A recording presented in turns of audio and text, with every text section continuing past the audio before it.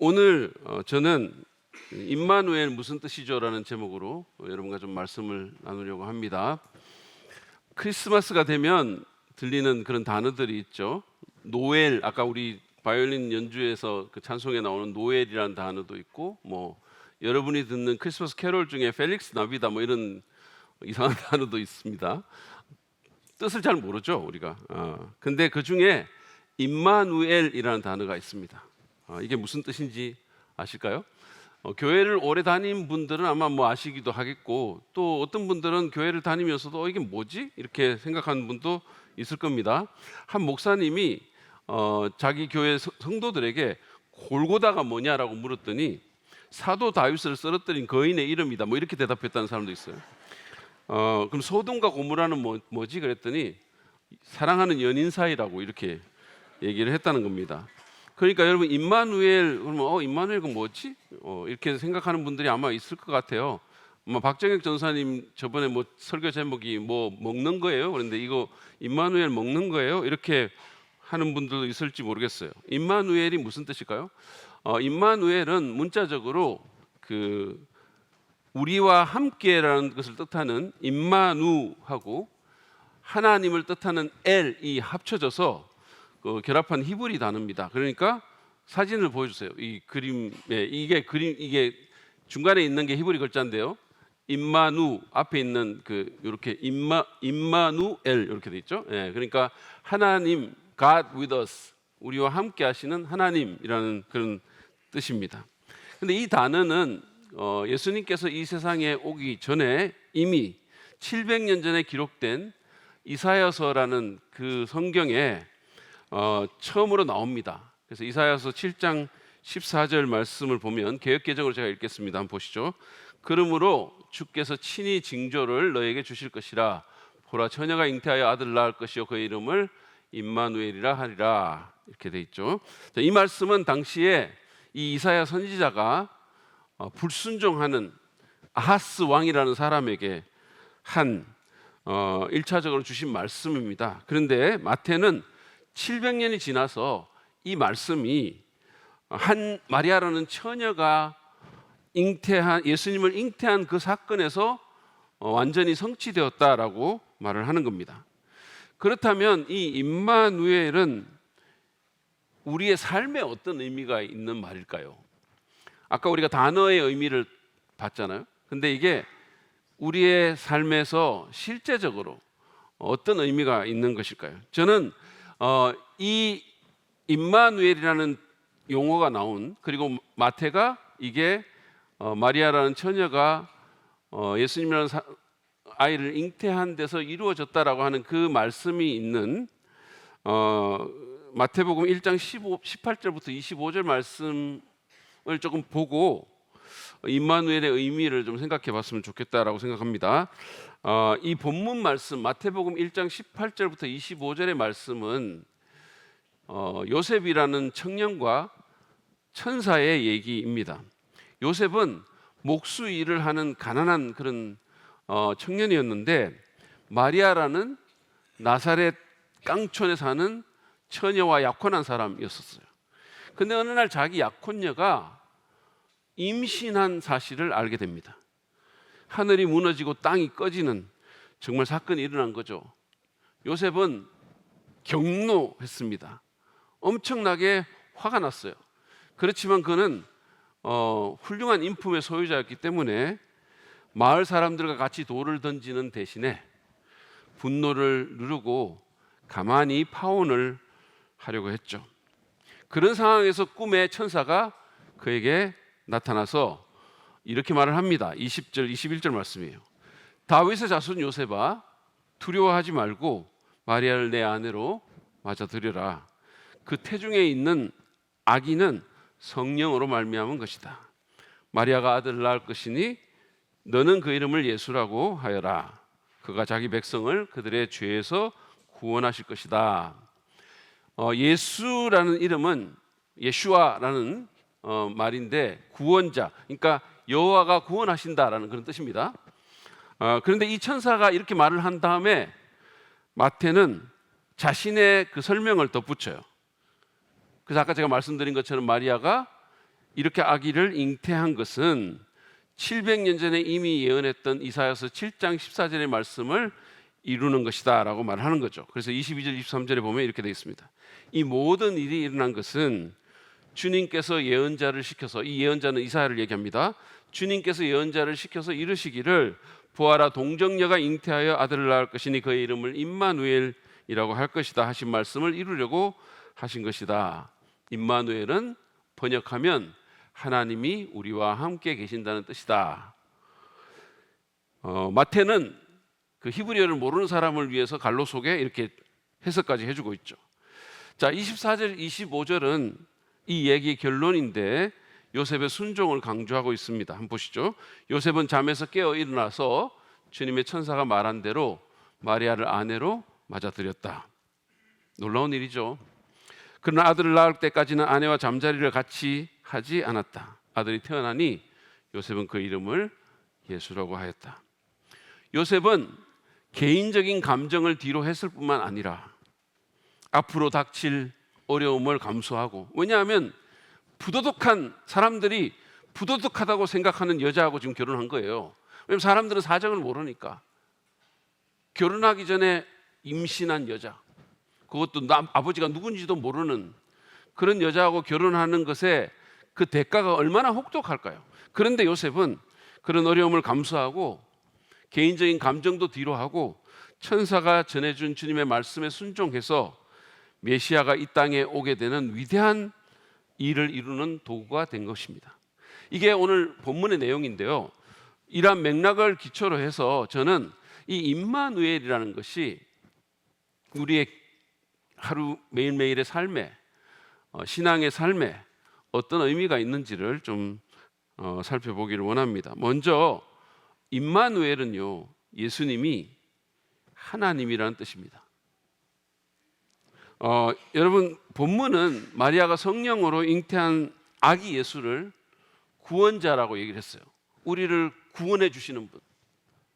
그분은 그냥 상담자가 아니고 철학자가 아니고 왕이 아니고 정치가가 아니고 구원자라는 거예요. 우리에게 참으로 필요한 사람은, 참으로 필요한 존재는 구원자인데 그분이 바로 예수님이라고 얘기합니다. 그러면서 동시에 그의 이름이 임마누엘이라고 했어요. 다시 말해서 우리와 함께 하시는 하나님이라고 한 겁니다. 여러분, 성경에서 이름은 본질을 뜻하거든요. 다시 말해서 이 예수라는 분은, 초자연적으로 잉태된 이 아기 예수는 그 본질이 사람이 아니라 하나님이라는 거죠. 따라서 크리스마스라는 것은 다른 어떤 것보다 하나님이 사람이 되셔서 아기의 모습으로 이 땅에 오신 날입니다. 온 우주의 창조자가 한갓 점과 같은 이 지구라는 행성에 오신 것, 그것도 그 행성에 발을 딛고 사는 유한하고 연약한 인간들을 구원하기 위해서 스스로 인간이 되신 것, 그래서 보이지도 않고 볼 수도 없던 하나님을 보게 만드신 것, 그리고 그 하나님이 우리를 위해서 어떤 일을 하시는지를 알게 하신 것, 그것이 크리스마스의 가장 중요한 의미라는 거예요. 어떤 이들은 아니 예수님이 자기를 직접 하나님이라고 말한 적이 없지 않냐고, 이거는 그냥 마태라는 그 제자의 의견이 아니냐고 이렇게 말씀할 수 있어요. 그런데 그렇지 않습니다. 여러분들이 복음서를 주의 깊게 보시면 그분은 여러 차례 자신의 정체를 말씀하셨어요. 요한복음 8장 58절에 보면 그분은 나이 50도 안 된 사람이 아브라함을 봤다고 하냐라는 그 유대인들의 고소에 대해서 이렇게 말합니다. 아브라함이 태어나기 전부터 내가 있다. 여러분, 이 대답이 이상하지 않으세요? 전혀 이상하지 않습니까? 아브라함은 주전 2000년대 사람이에요. 근데 예수님이 아브라함이 태어나기 이전부터 있다라고 말씀하시는데, 사실은 내용도 내용이지만 여러분들이 그 구절을 주의 깊게 한번 다시 띄워보세요. 주의 깊게 보셨으면 이게 우리 집사람 같은 사람은 굉장히 찝찝해할 말이에요. 문법적으로 틀리니까. 왜냐하면 아브라함이 태어나기 전부터 뭐라고 얘기해야 돼요? 내가 있었다라고 얘기를 하죠. 근데 예수님이 아브라함이 태어나기 전부터 내가 있다라고 현재형으로 말씀합니다. 왜 그랬을까요? 예수님이 공교육을 못 받아가지고 그래서 그냥 문법적으로 틀린 오류를 범한 걸까요? 아닙니다. 여러분, 내가 있다라는 말은 헬라어로 에고 에이미라는 단어인데, 이거는 스스로 존재하는 자라는 하나님의 이름을 말할 때 쓰는 전문적인 용어예요. 따라서 지금 예수님은 당신으로부터 2000년 전에 있었던 그 아브라함이 있기 이전부터 있었다라고 주장할 뿐만 아니라 내가 하나님이라고 주장하는 거예요. 에고 에이미, 나는 스스로 존재하는 분이다. 그래서 유대인들이 돌을 들어서 치려고 하죠. 왜냐하면 신성 모독죄를 범한 거니까. 근데 이게 다가 아닙니다. 요한복음 10장 30절에 보면 나와 아버지는 하나다 이렇게 말씀하셨어요. 근데 이 말씀을 한 후에도 유대인들이 돌로 치려고 했어요. 왜냐하면 유대인들은 그 의미를 아니까 이건 지금 자기가 하나님이라고 말하는 거구나. 그래서 돌로 치려고 한 겁니다. 요한복음 14장 9절에서는 더 노골적이에요. 나를 본 사람은 아버지를 보았다. 제가 여러 가지를 말씀할 수 있지만 시간 관계상 이 정도로만 해도 충분할 것 같아요. 근데 예수님은 이런 주장만 한 게 아닙니다. 그분은 하나님만이 할 수 있는 행동을 했는데 그 중에 하나는 사람들의 죄를 용서해 주셨다는 거예요. 여러분, 우리는 자기와 관계된 죄만 용서해 줄 수 있어요. 이를테면 제가 우리 아파트에서 김 씨하고 박 씨가 싸우는 걸 봤다고 합시다. 그래서 김 씨가 막 팔을 휘둘려 가지고 박 씨의 코피를 터뜨렸어요. 그런데 제가 그 주먹을 휘두른 김 씨한테 가가지고 내가 당신의 죄를 용서합니다 이렇게 말을 한다고 해보세요. 그러면 저는 김 씨하고 박 씨한테 둘 다 맞아서 네가 뭔데 그러면서 아마 피투성이 될 겁니다. 이 경우에는 오직 맞은 박 씨만이 김 씨를 용서할 수 있어요. 근데 예수님은 자기하고 아무 상관이 없는 그런 사람들의 죄를 용서한다고 선언하셨어요. 이거는 예수님이 하나님이셔야 말이 되는 겁니다. 왜냐하면 모든 죄는 하나님에 대한 죄이기 때문이에요. 여러분 생각해 보세요. 만약에 김 씨가 박 씨를 때려서 피가 났다면 그것은 김 씨가 박 씨에게만 잘못한 것이 아니고 김 씨는 박 씨를 만드시고 박 씨의 주인 되시는 하나님께 잘못한 거예요. 그래서 하나님은 자기와 상관없는 죄가 없는 거예요. 그러므로 예수님은 모든 죄를 용서하실 수 있는 겁니다. 근데 예수님이 그렇게 하셨죠. 그뿐이 아닙니다. 예수님은 또한 사람들의 경배를 받으셨어요. 우리나라는 예로부터 범신론적인 또는 다신론적인 사상이 있고 자기를 하나님이나 재림 예수로 칭하는 이단들이 굉장히 많기 때문에 이게 별 충격이 아닐 수 있어요. 그렇지만 유대 사회는 달랐습니다. 엄격한 유일신주의로 무장한 1세기 유대 사회에서 어떤 사람이 다른 사람의 경배를 받는다는 것은 있을 수 없는 일이에요. 심지어 천사 숭배도 엄격하게 금지됐죠. 그런 사회에서 예수님이 자기 제자들이 엎드려 경배했을 때 물리치지 않고 받으셨어요. 예수님같이 겸손하신 분이. 심지어 도마는 나의 주, 나의 하나님이라고 고백합니다. 근데도 가만히 계셨죠. 더 놀라운 것은 예수님의 어머니와 형제들 그리고 그분과 함께 살았던 사람들이 그분을 하나님으로 경배하며 섬겼다는 거예요. 여러분, 제가 만약에 새로운 종교를 시작한다면 저는 절대로 우리 가족부터 시작하지 않아요. 제 아내가 저를 경배하겠습니까? 아마 그럴 거예요. 여보, 사실 내가 하나님인데. 그러면 아니 무슨 신이란 게 밥 먹을 때마다 국물 흘리고 세탁기도 못 돌리고 인터넷 뱅킹도 못 하냐고 그렇게 말할 거예요. 여러분, 가족들 쉽지 않아요. 너무 많은 걸 알고 있어요. 미국뿐 아니라 전 세계적으로 엘비스 프레슬리를 숭배하는 많은 사람들이 지금도 있거든요. 그들은 지금도 엘비스의 집에 그 그레이스랜드라고 하는 그곳에 순례를 갑니다. 그런데 그들의 공통점이 뭔지 아세요? 한 번도 엘비스하고 같이 살지 않았다는 거예요. 한 달만 같이 살면 그런 짓 안 합니다. 한 달만. 근데 예수님의 가족들, 그리고 3년 반을 같이 살았던 제자들이 그를 하나님이자 주님으로 불렀을 뿐 아니라 이거는 역사가 증명하는 거예요. 그를 위해서 목숨을 다 버렸어요. 다 순교당합니다. 그렇습니다. 예수님은 하나님이십니다. 그분은 단순한 성인이나 혁명가나 교사나 종교 창시자가 아닙니다. 그분은 자신을 그런 존재라고 한 번도 말씀하신 적이 없어요. 오히려 앞에서 본 것처럼 실질적으로 자신을 하나님이라고 하셨어요. 여러분, 성인은 자신을 하나님이라고 하지 않아요. 하나님이 아닌데 하나님이라고 하면 성인이 아니죠. 근데 예수님은 자기를 하나님이라고 했어요. 제가 여러분 앞에서, 저는 설교를 좀 하는 목사입니다. 김철기 전도사님이 비공식적으로 한국에서 5번 안에 꼽힌다고 했습니다. 제가 그렇게 말을 만약에 한다고 합시다. 그러면 여러분이 그래 뭐 그렇다 치자, 그럴 거예요? 그럼 저는 인기 있는 교수입니다. 잘 가르칩니다. 글도 좀 씁니다. 목회도 좀 합니다. 저 착한 목사예요. 뭐 이렇게 얘기를 한다고 합시다. 그러면 그래 뭐 요즘 인정을 좀 못 받았나 본데 넘어가 주자, 뭐 이렇게 할 수 있어요. 근데 제가 여러분 앞에서 지금 이런 자리에서, 여러분 사실 제가 말씀드릴 게 있는데요, 잘 모르고 계셨죠? 사실 저는 하나님입니다. 그래서 제가 잘 안 늙은 거예요, 이렇게 말을 하잖아요. 만약에 그렇게 말을 하면 여러분은 그냥 가만히 앉아 있을 수 없어요. 여러분은 저를 떠날지, 정신병에 저를 집어넣을지, 아니면 진짜 그 말을 믿고 스님으로 섬길지 결정해야 돼요. 크리스마스는 예수님이 하나님이라고, 하나님이 사람을 구원하기 위해서 사람이 되어서 자기가 지은 땅에 오셨다고 말합니다. 여러분은 이 크리스마스의 주장 앞에서 결정해야 돼요. 이분은 하나님으로 인정하고 자기가 말한 것처럼, 그래서 이분께 구원을 요청하고 이분을 경배해야 될 것인가, 아니면 영적인 사기꾼이나 정신병자로 치부하고 침을 뱉으면서 떠날 것인가. 중간지대는 없는 거예요.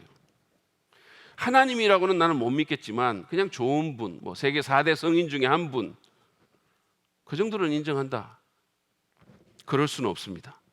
왜냐하면 예수님은 절대로 그런 여지를 남겨주지 않으셨기 때문이에요. 여러분은 결정하셔야 돼요. 저는 여러분이 이 성탄절에 예수님을 여러분의 구원자요 하나님으로 인정하고 그분께 경배하는 그런 일이 있기를 바랍니다. 두 번째로, 이 임마누엘은요, 예수님이 하나님뿐만 아니라 함께 하시는 하나님이라는 뜻을 우리에게 가르쳐 줍니다. 그분은 함께 하시는 하나님이세요.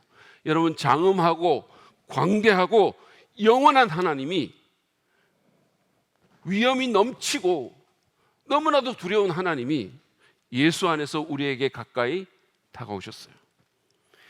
여러분, 예수님이 오시기 전까지 신의 출현은 언제나 두려움을 불러일으켰어요. 예를 들어서 출애굽기에 보면 하나님이 이스라엘의 십계명을 주기 위해서 강림하시는데, 시내산에 강림하시는데 번개가 치고 천둥 소리가 나고 짙은 구름이 산을 덮은 가운데 천사들의 우렁찬 나팔 소리가 울려 퍼집니다. 그러자 출애굽기 20장 18절 19절에서 사람들이 이렇게 반응해요. 온 백성이 천둥 소리와 번개와 나팔 소리를 듣고 산의 연기를 보았다. 백성은 그것을 보고 두려워 떨며 멀찍이 물러섰다. 그들은 모세에게 말하였다. 어른께서 우리에게 말씀하십시오. 우리가 듣겠습니다. 하나님이 직접 우리에게 말씀하시면 우리는 죽습니다.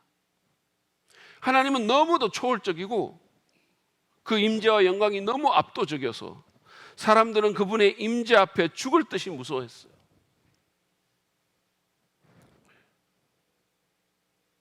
사실은 여러분 생각해 보세요. 여러분이 세계의 권력을 쥐고 있는 어떤 사람 앞에 만약에 선다면 두렵지 않으시겠어요? 그냥 아무렇지 않게 평상심을 유지하고 있을 수 있겠습니까? 근데 하나님이세요. 너무너무 압도적이라서 사람들이 어떻게 할 줄을 몰랐어요. 죽은 것 같았다 그랬어요. 근데 사실은 이때 이 사람들만이 아닙니다. 모든 시대, 모든 종교에서 신의 출현은 두려움 그 자체예요. 그런데 이제 하나님이 갓난아기의 모습으로 오신 겁니다. 왜 그랬을까요? 여러분, 갓난아기는 인간 존재 가운데 가장 친밀하고 사랑스럽고 따뜻한 존재예요. 누군가가 안으려고 들면 언제나 자신을 내맡겨요. 저는 지난 주일에 우리 교회 식당에서 우리 성목현 형제님의 딸 조이를 안았어요. 우리 사이가 안고 안길 만한 그런 사이가 아니에요. 왜냐하면 서로 통성명도 안 했고 그녀는 제 이름도 몰라요. 제가 어떤 인간인지 모릅니다. 그런데도 제가 안으니까 제게 딱 안겨 있었어요. 서너 살만 돼도 그러지 않죠, 사실은. 서너 살만 돼도. 제가 같은 날 걔보다 한 살 많은 이담이에게 살인 미소로 다가갔는데 제게 완벽한 거부 의사를 보였어요. 사실은 제가 우리 교회 영아부, 유치부 많은 아이들에게 거부당하면서 삽니다. 근데 한 살 이하는 안 그러죠. 한 살 이하는 안 그래요. 예수님이 갓난 아기로 오신 것은 이제 하나님이 두렵고 공포스러운 존재가 아니라 누구나 가까이 할 수 있고 친밀하게 교제할 수 있는 존재임을 보여주신 거예요. 그런 의미가 있는 거예요. 그러면 어떻게 예수님께서 예수님 안에서 하나님이 그렇게 함께 하실 수 있었을까? 그렇게 친밀한 존재가 될 수 있을까? 그것은 예수께서 셰익스피어가 말한 저주스러운 얼룩을 없애주셨기 때문이에요. 십자가에 달려서 우리를 위해 죽으심으로써 우리의 죄와 수치와 두려움을 없애주셨기 때문입니다. 십자가로 우리와 하나님 사이에 있는 그 담을 허무셨기 때문이에요. 그래서 이제는 누구든지 그 예수님 때문에 하나님께로 직행할 수 있는 새롭고 산 길이 열리게 된 겁니다. 여러분, 이게 얼마나 큰 특권인지 아세요? 사람들이 하나님을 본능적으로 두려워하는 것은 그 안에 죄가 있기 때문이에요. 뭔가 찝찝한 게 있기 때문이에요. 근데 이제 그 문제가 예수 안에서 해결이 된 겁니다. 과거에는요, 대제사장도 1년에 단 한 번 두렵고 떨리는 마음으로 지성소라는 곳에 들어가서 하나님을 만납니다. 근데 구약성경을 읽어보세요. 옷자락에 방울을 메고 발에 줄을 달고 들어갔어요. 왜 그런지 아십니까? 그 대제사장에게 1년에 한 번 들어갈 수 있는데 그 대제사장에게 만약에 흠이 있으면, 만약에 어떤 죄가 있으면 그 자리에서 즉사하는 거예요. 그래서 우리가 하나님을 두려워하는 거예요. 그래서 사람들이 돼지머리 잘라놓고 거기다 돈 꽂고 그렇게 하는 겁니다. 마음속에 내재된 두려움이 있는 거예요. 죄 문제 때문이에요. 그래서 방울 소리가 안 들리면 사람들이 줄로 그를 끌어냈어요. 왜냐하면 다른 사람이 들어가면 그도 죽을 수 있기 때문이에요. 그런데 내 죄값을 치르기 위해서 내 대신 죽으신 그 예수님의 십자가의 죽음 때문에 이제 하나님이 함께 하시는 하나님이 된 거예요. 친밀한 하나님이 된 거예요. 하나님을 아빠라고 부르며 하나님과 친밀한 교제를 할 수 있게 된 겁니다. 그 엄청난 하나님과. 여러분, 아까 우리 찬송 부를 때 마음속에서 정말 따뜻한 마음이 솟아나지 않던가요? 예수님 때문입니다. 그래서 예수님 때문에 아무 두려움 없이 이 예배실에 들어와서 예배할 수 있게 된 겁니다. 사실은 구약시대 같으면 여기 죽을 사람 많아요. 사실은 저부터 갈 수 있어요. 설교하다가. 여러분, 저번에 침례받았던 청년부 자매가 간증하면서 자기는 찬양팀 반주하다가 이제 설교 시작되면 뒤로 가가지고 뒤에서 휴대폰 했다고 그러잖아요. 구약시대 같으면 그 자매는 가셨습니다.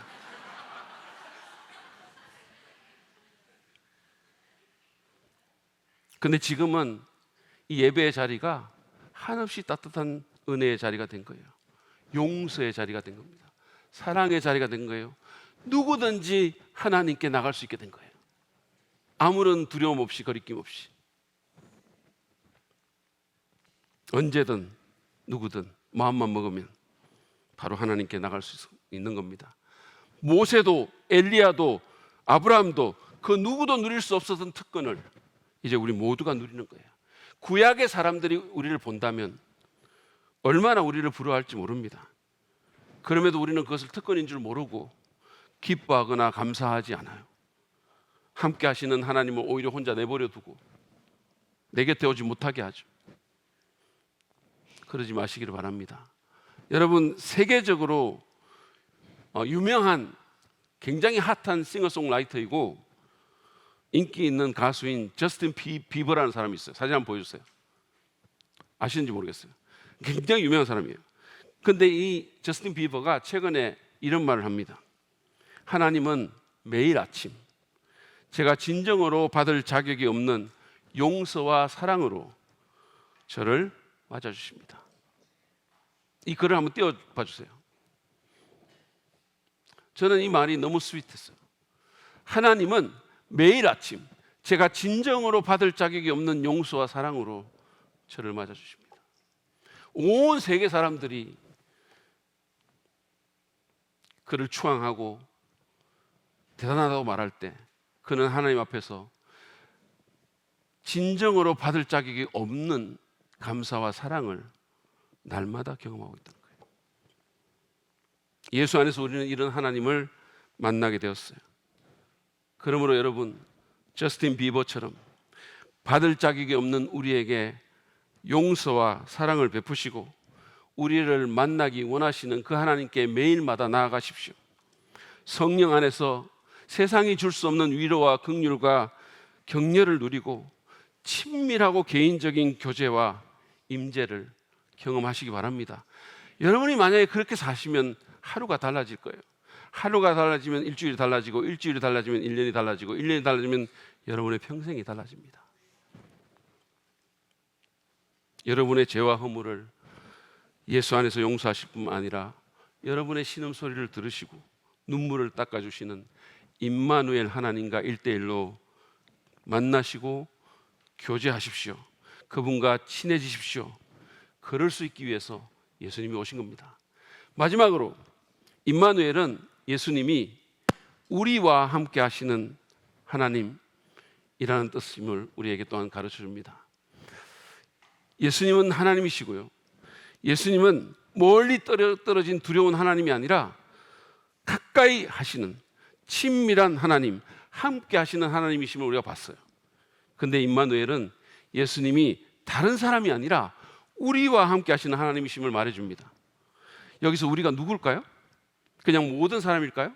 아닙니다. 우리라는 용어는 제한적인 용어예요. 그러면 그 우리는 누굽니까? 도덕적이고 영적인 엘리트들일까요? 학식과 권력과 부를 가진 그런 상류층들일까요?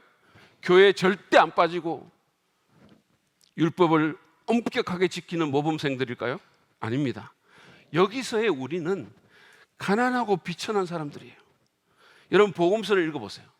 예수님의 크리스마스 스토리에서 초대받은 사람들은 시골의 가난한 처녀 총각, 동방박사 같은 이방인들, 비천한 목자들, 늙은 과부, 자식이 없어서 주홍글씨가 새겨진 노부부 같은 사람들이에요.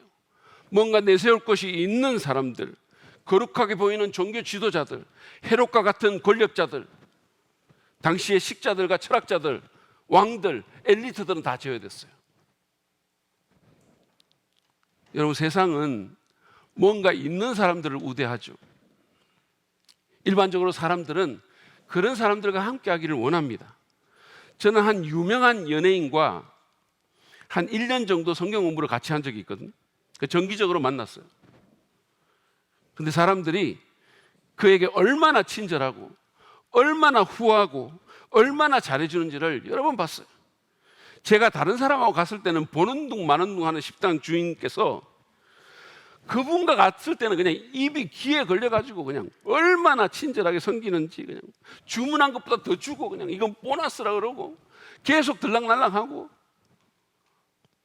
사진 찍자 그러고 뭐 필요한 것이 없냐고 묻고 그랬어요. 여러분, 그게 세상입니다. 그런 세상에서 살다 보니까 우리도 실제보다 더 있는 채, 아는 채, 가진 채, 바쁜 채 하는 겁니다. 예를 들어서 누가 제게 설교나 강연, 강의 초청 같은 거 하잖아요. 그러면 저는 절대 바로 그 자리에서 예, 갈게요, 시간 됩니다, 가고 싶었어요, 이렇게 말하지 않아요. 너무 없어 보이잖아요. 그래서 누군가가 저한테 이렇게 이날 설교하실 수 있으세요? 이렇게 물으면 제가 가서 스케줄 보고 말씀드리겠습니다. 이렇게 얘기를 해요. 제가 물론 그게 혹시 모를 실수를 없애기 위한 그런 것도 있어요. 사실은 그랬다가 또 뭔가 있을 수도 있으니까 그럴 수도 있지만 그렇게 해야 좀 바쁜 사람 같고 좀 있어 보이기 때문에 그러는 것도 있어요. 한 번은 제가 저하고 청년 집회에서 같이 강의를 했던 저보다 한참 어린 다른 교회 집사님을 만났는데 그분이 제네시스를 끌고 온 거예요. 근데 그분이 제 차를 이렇게 보더니 이게 차가 너무 차이가 나니까 제가 묻지도 않았는데 좀 겸연쩍어 하시더라고. 제가 나이도 많고 목사고 그런데 이제 그러니까 그래서 묻지도 않았는데 저한테 목사님, 저는 직업상 기업의 간부들도 종종 만나야 되는데 차가 작으면 아예 처음부터 얕보이고 시작되기 때문에 그래서 이걸 좀 타게 됐습니다. 이렇게 얘기를 하는 거예요. 그게 세상이에요. 여러분, 저는 세상 사람들은 좀 있어 보이는 사람, 내세울 게 좀 있고 스스로를 높이는 사람에게 인상을 받을지 몰라요. 그렇지만 하나님은 아닙니다. 오히려 하나님은 그런 자를 내치셔요. 예수님이 말씀하신 여러분 바리새인과 세리의 비유 기억하십니까? 바리새인이 존경받는 사람이잖아요. 있는 사람이잖아요. 기득권이잖아요. 근데 그 사람이 자신은 저 죄 많고 더러운 세리하고 같지 않다고 금식과 11조와 자신의 의를 자랑하며 기도했을 때 뭐라 그랬습니까?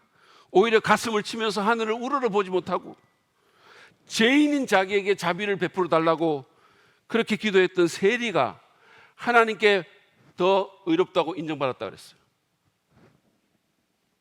여러분, 하나님께 우리가 나갈 때 우리는 비천한 목자, 아무것도 없는 과부와 같은 또는 가난한 요셉과 같은 그런 마음 자세를 갖고 나가야 됩니다. 하나님, 저는 당신 앞에서 아무것도 내세울 게 없습니다. 저는 죄인입니다. 영적으로 도덕적으로 하나님 앞에 파산자입니다. 당신의 은혜와 자비를 감당할 수 없습니다. 하나님, 저는 사람들이 저를 뭐라고 말하든 간에 저는 제 자신을 구원할 수가 없습니다. 저를 긍휼히 여기소서. 이런 마음을 가진 사람이 하나님께 연락됩니다. 이런 사람이 바로 본문이 말하는 우리예요. 이런 사람이 임마누엘의 하나님을 경험하는 겁니다. 여러분은 어떻습니까? 하나님 앞에서 뭔가를 내세우려고 들지는 않으십니까? 자신의 종교적인 의와 공로를 은근 들이밀지는 않습니까? 주님, 저 주일 성수 11조 새벽기도 심지어 큐티도 합니다. 저 3대째 기독교 집안이고 집사고 상갑하라고요. 술, 담배 안 하고 야동 안 보고 심지어 호프집 같은 데도 안 간다고요. 그런 거 하는 인간들 제가 얼마나 경멸하는지 아시잖아요. 저 깨끗합니다. 그러니까 하나님 저한테 잘해 주셔야 돼요. 천당은 당연히 예약된 걸로 알겠고 이 땅에서도 축복 기대할게요. 혹시 그러지는 않으십니까? 그러다가 자기 뜻대로 일이 안 풀리면, 하나님이 자기가 원하는 대로 안 해준다고 싶으면 하나님 이러시면 안 됩니다. 지금 실수하시는 거예요. 저한테 이럴 수는 없는 거예요. 자꾸 이러시면 저 11조 끊습니다. 교회도 안 나갈 수 있다고요? 그러지 않습니까? 여러분, 예수님은 마음이 가난한 자가 복이 있다 그랬어요. 하늘나라가 그런 자들의 것이다 그랬어요. 우리가 얼마나 많은 것을 가져도 사실은 하나님 앞에서는 아무것도 없는 것 같은 거예요. 그러므로 가난한 마음으로 주님께 나아가십시오. 제가 앞에서 언급한 그 저스틴 비버처럼 그 사람이 얼마나 많은 걸 갖고 있습니까? 세계 최고예요. 그런데도 그의 마음이 가난해서 받을 자격이 없는 사람이라고 고백하고 그런 은혜와 용서와 사랑을 날마다 주시는 하나님께 감사하는 그런 사람이 되시길 바랍니다. 하나님께 아무것도 내세울 게 없고 요구할 것도 없고 받을 자격도 공로도 없다는 사실을 인정하십시오. 그저 불쌍히 여겨달라고, 은혜 없이는 살 수 없다고 모든 것이 은혜라고 고백하시기 바랍니다. 그럴 때 임마누엘, 곧 우리와 함께 하시는 그 하나님을 여러분이 경험하게 되실 것입니다. 그분의 구원과 사랑과 도우심과 임재와 영광을 누리게 되실 것입니다. 오늘 우리는 이 말씀을 통해서 예수님이 사람이 아니라 하나님이시고 멀리 계시거나 두려운 존재가 아니라 우리에게 가까이 다가오신 함께 하시는 하나님이시며 아무 자격 없는 우리 같은 사람들과 언제나 함께 하시는 임마누엘이심을 배웠습니다. 여러분, 만약에 예수님이 정말로 임마누엘이라면 우리는 우리 같은 사람과 함께 하기 위해서, 우리를 위해서 오신 그 예수님을 감사와 기쁨으로 영접해야 됩니다. 그분이 이 땅에 오셔서 우리를 위해서 한 일들을 당연하게 생각하지 말고 정말로 감사하면서 경이롭게 생각하고 믿음으로 받고 그분을 나의 주, 나의 하나님으로 고백하고 예배해야 합니다. 그리고 예수님이 만약에 임마누엘이라면 우리는 또한 그분을 전적으로 신뢰하고 그분께 걸어놓았던 제한을 풀어야 됩니다. 그분은 하나님이세요. 뭐든지 하실 수 있습니다. 내 나쁜 습관을 바꾸실 수 있습니다. 망가진 관계를 회복시킬 수 있습니다. 가정을 다시 일으킬 수 있습니다. 우리를 다시 살리실 수 있습니다.